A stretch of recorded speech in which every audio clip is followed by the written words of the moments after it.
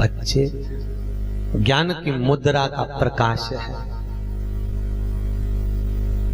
उनको मोड़ना है। हमारा तो निवेदन है, गीता परिवार वाले कहते, गायत्री परिवार वाले कहते हैं, हम सुधरेंगे, अच्छे से बोलो, युग सुधरेगा, हम बदलेंगे। कितना बदले अभी तक, क्योंकि वो तो बोल रहे हैं ना हम बदलेंगे, युग बदलेगा। अपन कितना बदले वो बताओ, कुछ बदले। हम ये नहीं कहते कि तुम घर छोड़ दो, परिवार छोड़ दो, रिश्ते छोड़ दो, नाते छोड़ दो। शिव पुराण कहती है सब में रहो, क्योंकि मेरे भोलेनाथ जी पूरे परिवार में रहते थे, पूरे परिवार में रहो।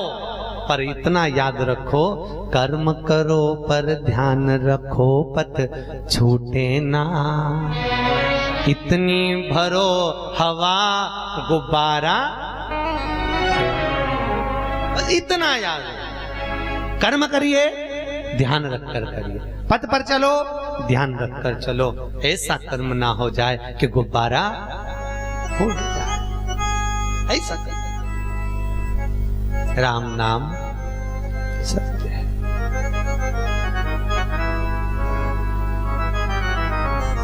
शंकर भगवान का बुराई करने वाले शब्द से शिव को अपशब्द कहने वाले श्री नारद जी महाराज को जब देखा, भगवान नारायण ने कहा, वाह नारद, आप कह रहे हो कि भगवान शंकर काम को नहीं जीत पा रहे, आपने जीत लिया। भगवान शंकर ने बस, नारद जी गए और नारायण ने लीला रची, एक सुंदर पुरी का निर्माण कर दिया, एक सुंदर महल का निर्माण कर दिया, जहां पर शीलनिधि राजा की कन्या का स्वयंवर है। इतनी सुंदर कन्या को देखकर नारद जी को लगा शंकर जी की शादी हो गई पार्वती के साथ, उनकी तो 52 बार हो गई, और भगवान विष्णु की हो गई, ब्रह्मा जी की हो गई, इंद्र की हो गई, सबकी हो गई, अपन रहेगा, अपन रहेगा। बस मिलेगी, इतनी बढ़िया लड़की कहाँ मिलेगी? नारद जी ने विचार करा, बस अब तो शादी करूंगा और करूंगा ही। और विचार कर नारद जी महाराज उसी समय पर बस तुरंत सुंदर रूप बनाने के लिए नारायण का आराधना करने लगे। प्रभु ऐसी कृपा कर दीजिए, मेरा सुंदर रूप बना दीजिए जिसमें मेरा हित हो। शब्द देखिए, जिसमें मेरा हित।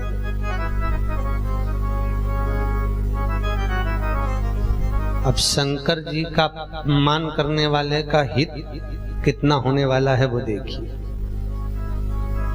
हित कितना सुंदर लिखा है शिव महापुराण में।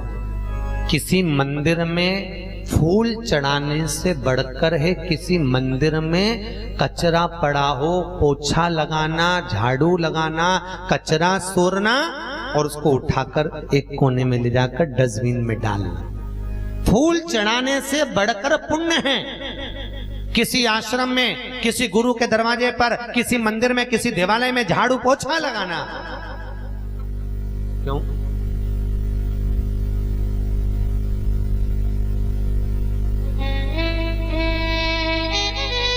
परम पूज्य 1008 संत शिरोमणि श्री राम सुखदास जी महाराज ने अपनी वाणी में कहा कि वृंदावन में, ब्रज में निवास करने वालों से भी बढ़कर पुण्य भागी हैं ब्रज की नाली साफ करने वाले और ब्रज में झाड़ू लगाने वाले। परम पूज्य राम सुखदास जी महाराज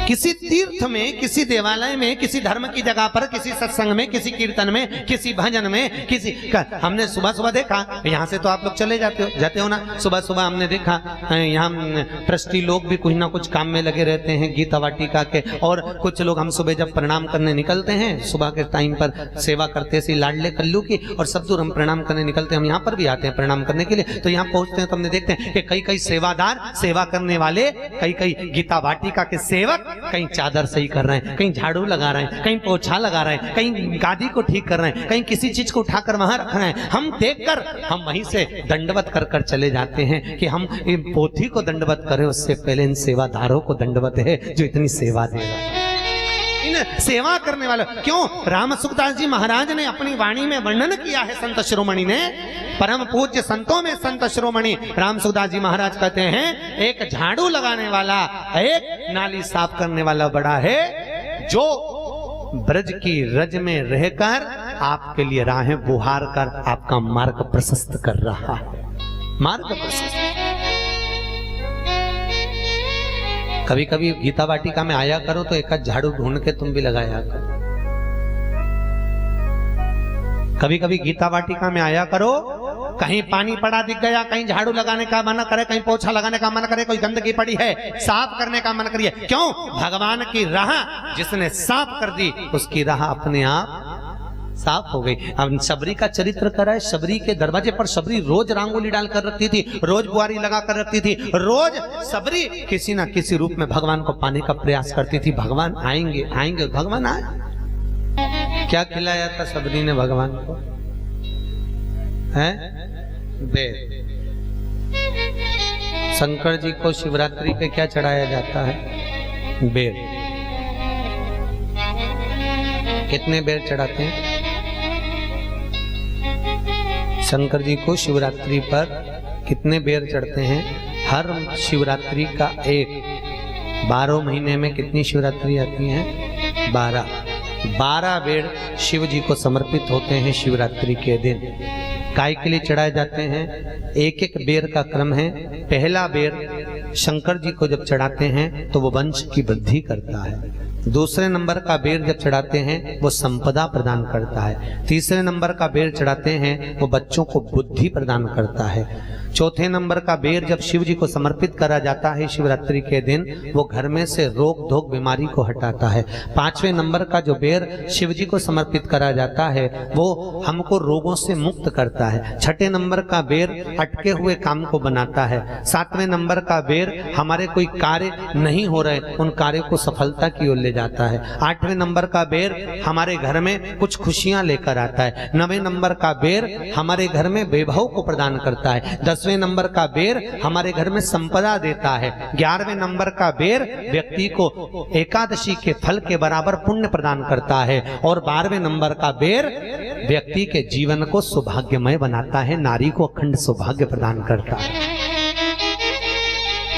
12 महीने शिवरात्रि आती है। हर महीने का एक बेर, एक शिवरात्रि का एक बेर भगवान शंकर को 12 महीने का इकट्ठा कर कर एक मूल शिवरात्रि के दिन शिव को समर्पित करना चाहिए।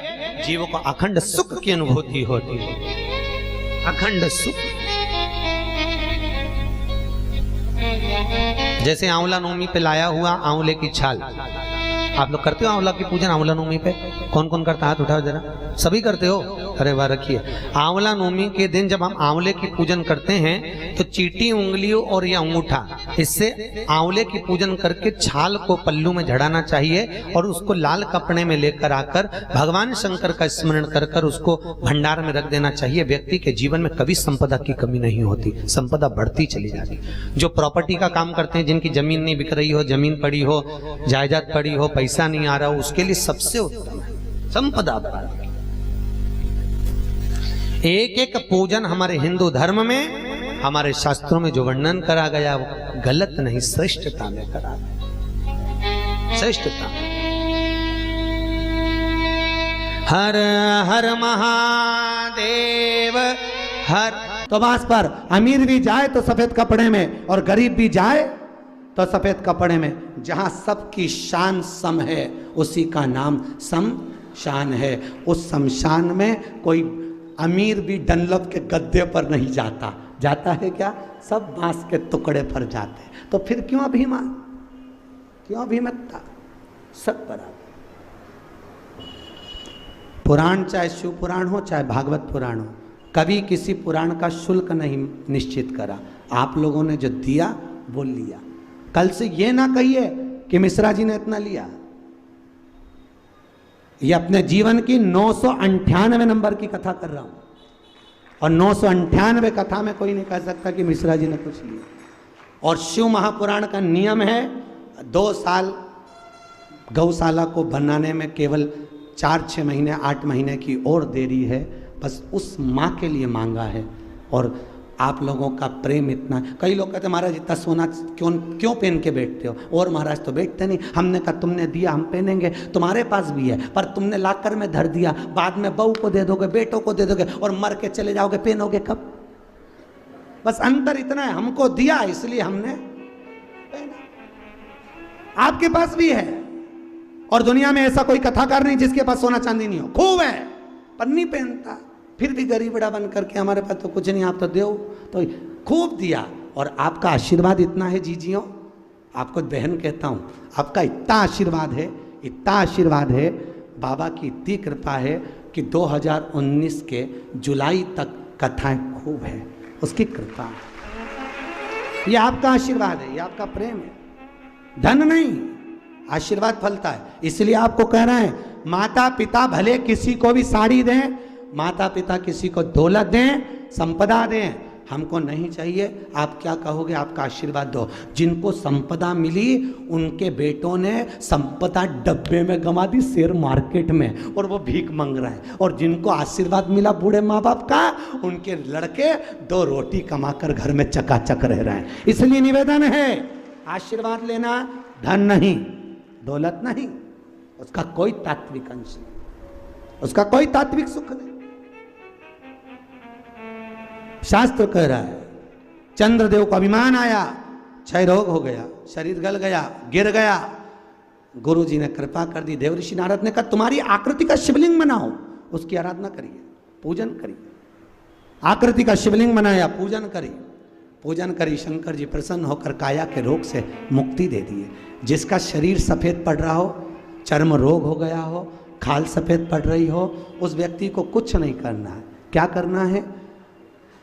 अलोनी गोबरी, गोबरी जानते हो, अलोना कंडा, गाय ने पोटा करा, सूख गया, उस कंडे को उठा लो, उसको सुखाओ, सुखाकर उसको जलाओ, जला के राख तैयार करो, राख तैयार करके सफ़ेद कपड़े में उसको रखो, सफ़ेद कपड़े में रखकर शिवरात्रि कोई से भी महीने की हो, रात्रि को 12 बजे उस कंडे के चूरे को लेकर जाओ, शंकर जी के शिवलिंग पर 12 बजे रात्रि को चढ़ाओ, वापिस उठा लो, 1 बजे से 2 बजे के बीच में उसी चूरे को पानी में डाल लो और निवस्त्र होकर बाथरूम में उस पानी से स्नान कर लो।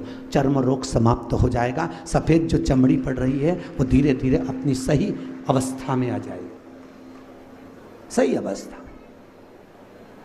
प्रयास करो। दूसरा वर्णन, जिसकी चमड़ी सफ़ेद पड़ रही हो, काया का रोग हो, बड़े परेशान हो गए, कोई बड़ी काया की रोग बीमारी हो गई, कुछ ना करिए।